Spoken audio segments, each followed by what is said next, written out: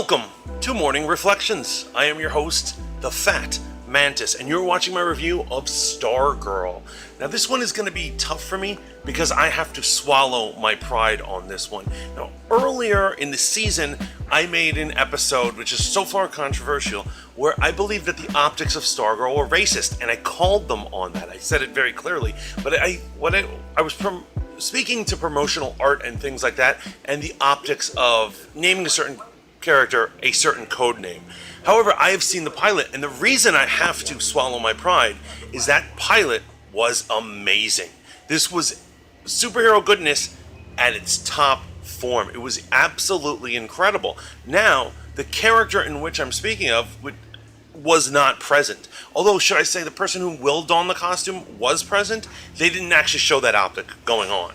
It was all about Stargirl, it was all about her origin, and it was an amazing origin. I know it is both on DCU and CW, but it is certainly, in terms of production, far better than anything on the CW. Now, the way that it separates it from CW shows is it is very family friendly, it is very colorful, and there isn't any of this dark brooding stuff that the CW attempts to do, where they try to reiterate characters, make them dark and gritty, and you know, for a more bitter generation. It's actually very family oriented. It's almost Disney Channel to a point. But if you like your family fun and you like superheroes in general, you will love this show. Now, it has this quality that I have to say that I love. I am kind of a purist. I'm kind of a superhero purist. So I will say at the end of the day that I prefer costumes to look as close to the real costume as possible, and I prefer characters to keep their code names and keep their gimmicks and all these things. There is a way to adapt them, of course, but I prefer them to be as pure as possible. Now, I will say, this has achieved it in a better form than I've ever seen in a comic book, or comic book adaptation. So, in the beginning, there's an epic fight between the Justice Society and I think they're called the Injustice Society. I knew the villains individually who were present. You know, the Justice Society is not a comic I would just pick up. They're not the 12th comic I would put in my stack, let alone the first. But I will say, I clearly saw what the characters were. Their costumes were super accurate. Their abilities were super accurate. And that's true with the villains. We had everything. We had Tigress. We had Sportsmaster. I mean, adapting Sportsmaster into a serious character is kind of insane, but they did it nonetheless. We had the Wizard, we had Brainwave. Basically, we had a series of characters who were completely unapologetic superheroes and supervillains, and they were doing their thing, and I absolutely adored it. It was top-notch form. I loved it. They even had Solomon Grundy. Solomon Grundy, born on a Monday, keeping it funky.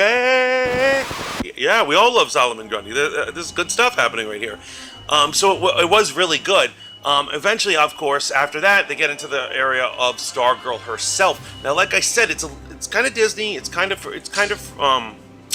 more family oriented, less gritty, but they did make it realistic as possible. Her learning how to use the cosmic rod, particularly to fly around, was really cool. I love how they connected the gymnastics into that.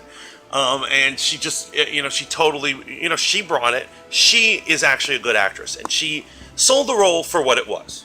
I'm certainly impressed, and I actually cannot wait to watch episode 2. What can I say about the cast? So we've got Luke Wilson, which a lot of people are impressed that he would do this. Like we were saying, it has a higher budget than DCU. Hopefully in extra seasons, if it ends up just being a CW show, that they're able to keep such a high budget. But he actually made it work. He was a perfect, great stepfather. As I've actually heard from other people, one of the critiques was like, stepfathers and stepdaughters shouldn't have secrets, and I feel that very much. There is a very undercurrent of, you're like, what is going on here? But still, it ultimately works in the show. It's almost as if, like, it's both of their shows. That's how much screen time and energy he brings forth to this production. But I would ultimately say it was very good. We've got a couple other characters, like the mom or whatever, and really, ultimately, no one is really standing out other than those two, that duo right there. I will say, really do enjoy the villain Brainwave, and I've already been spoiling this for you, but one of the funniest things is that there is a bully in the scene. There's a bully, he's pushing people around, and he's over the top cliche. Like, he's worse than Biff from Back to the Future. He is just a menace that you're like, I was like, the suburbs generate a lot of a-holes, trust me. Like, I currently live in the suburbs. I'm not from the suburbs, but I live there. And I was like, this is over the top. Why are they doing this? This is so cheesy. And then you find out it's because his father is a supervillain, and that is Brainwave. And that explains. He's probably been bullied and treated horrible and taught evil things his entire life. And I thought it just made it all come together, and I really enjoyed that reveal right there. I'm really enjoying that they're unapologetic about just superhero-ness. I'm loving that our man gets to keep his yellow in his costume. You know, everyone's just like the cheesy. You know, Sandman looks like he's the cheesy detective. All this stuff is going down. I do wish that Brainwave wore a mask. Now, in the comic, he's actually like an Egghead ripoff. He's like bald, and he's got like evil scientist glasses, and he's just wearing like the leather green or whatever. And I really wish that he wore a mask, because it doesn't make sense that he would be a pillar of his community and then not wear a mask to protect his identity. Because out of all the characters, a Stargirl needs to protect her identity, but Brainwave definitely needs to protect his identity. I don't understand why he wouldn't. And I wish that kind of just gave him maybe a domino mask or something like that, or goggles, but just something to cover up who he is. Because if he's walking around, if he's flying around using telekinesis or whatever, wouldn't somebody be like, oh, isn't that Dr. So-and-so from down the road? I mean, everyone knows each other in the suburbs, so that didn't fully make sense when he finally confronts her, and I'm like, dude, your face is out. You know, camera. There are cameras everywhere that pick it up, but still, I do like the cheesiness of his costume.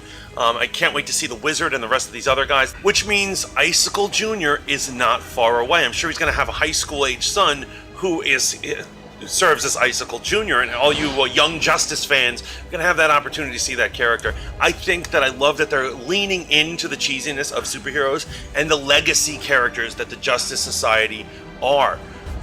Don't worry, guys. I am going to keep track of Dr. Midnight and keep checking the optics on that and see and be honest. Even though I'm already in love with the show, I will be very honest with what I see, and I will call it on anything. If there's any shadiness or anything, and I hope that they handle that character with the respect and love that they handled Stargirl and Stripesies. So that is my review of Stargirl. What did you guys all think? Are you Justice League of Society of Justice? Whatever the comic book is called, are you fans of it? Please let me know in the comments. I got to get my mask back on because I'm here on the train. But you guys, love and peace to all of you. Have a good one. Remember to like, share, and subscribe. And until next time, ciao for now.